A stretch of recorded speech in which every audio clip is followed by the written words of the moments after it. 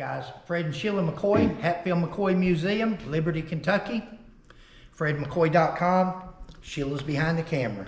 Hi guys, hope you're having a great evening. I'm want to cover a story, but before I do it, if you've not seen this gentleman on YouTube, his name is Ed Salinger, and his son's name is Mark Salinger and Dan Salinger. And there he is with I was talking about him earlier. The gentleman's got dementia, reminds us of my mother in her later stage of dementia. Yep. And he's got a Hatfield McCoy Museum shirt on there wearing it around. Aww. I'll read you a comment. Okay. Randall McCoy was not the leader of the McCoy clan. Randall McCoy was barely the leader of his own immediate family and had complete inability even to keep his sons under control. They kept getting themselves into trouble, and he kept getting them out until he couldn't get them out anymore, and they were killed. In fact, one of the great unknown feuds of the era was the McCoy feud, in which over a period of 2 decades, Randall McCoy fought with, sued, alienated many of his wife Sally's brothers by testifying against them in various lawsuits. Wow. Yeah. Once again, guys, that's wrote into history. That is wrote into history. Over 2 decades, Wow. with lawsuits, alienated Sarah's family. Where's the lawsuits? Wouldn't it have been nice to see one lawsuit? One lawsuit with a comment like that. Randall McCoy was not the leader of the McCoy clan.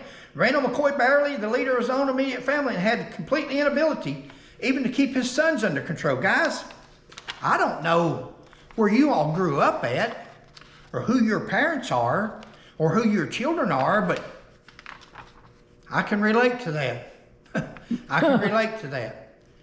My dad with me, I went to the Marine Corps at 17 years old. Yeah, they had to sign a paper for you. Didn't they? I got out of boot camp and went home, and Dad said something. We was at the Blackberry supermarket, and I wore my fatigues. I was a 17-year-old Marine, United States Marine. Hoorah. And Dad said something to me, and I Smarted off? I smarted off. I Whoops. said something back. Well, I was snap. 17. I was probably 18. By the time I got out of boot camp, I was 18. Wrong thing to do. And my dad took his belt off in Blackberry supermarket. And he took that belt off and he grabbed me by the arm and he gave me about 5 or 6 good licks with that belt. Yep. A Marine or no Marine, you didn't talk to people like that. Disrespect. Now, that didn't mean that I didn't do it.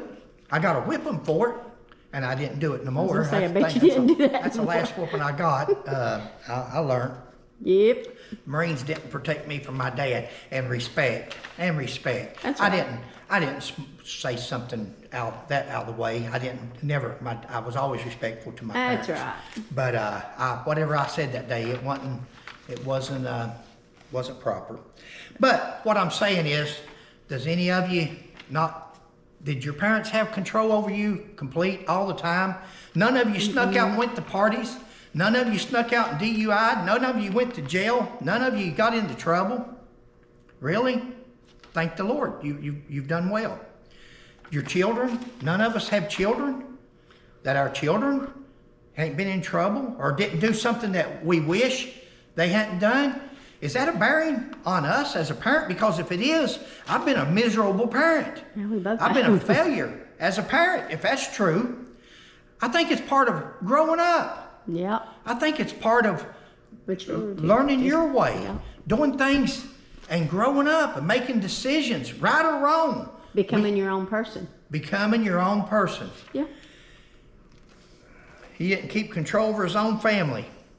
And that's why they were killed. In fact, one of the great unknown feuds in the era was the McCoy on McCoy. Really? Never heard that. First time I've ever heard of the McCoy on McCoy feud. I've heard the Hatfield on Hatfield because there's a lawsuit on one of these walls. I wish I'd thought about it because we never find it, me trying to on camera. But there's a lawsuit on one of these walls. Yeah. that says Hatfield versus Hatfield. So I know there's, huh? Yeah, Hatfield versus Hatfield. I know there's at least one. I'm not for sure where it's at, but I'm going to take a chance on it. Let's take a stroll. What's that down there? Right in here, Sheila. Just look through here. Really? Quotes. Oh, right below. here. Hatfield versus Hatfield. Okay, there you go. There's your Hatfield versus Hatfield. There's your case number. 246, Kentucky 359. Basil, the youngest son. Sorry, guys. The went dead on us. Battery had to change. Youngest son conveyed to home place on which John W. Hatfield, and I can't remember the exact story. You'll have to Google it. Yeah.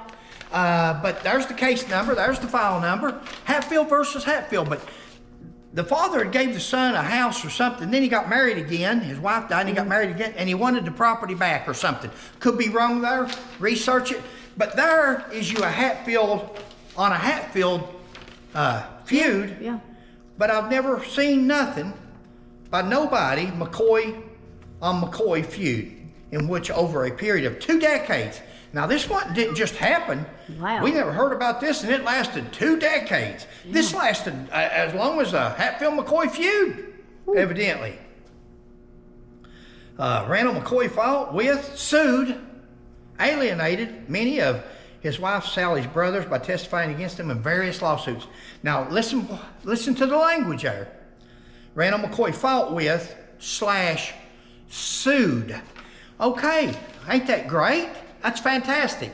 If he sued anybody, There should be documentation. you sue people in court.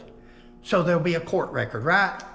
Why didn't they put the court record in there where Randall McCoy sued one of Sally's brothers, one of Sally's family? One record, not there. Wonder why, people. They don't exist.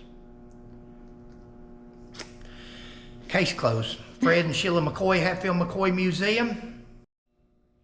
Hi guys, hope you're having a great evening. Please like, subscribe, and share. And we'll catch you on the next one. Bye.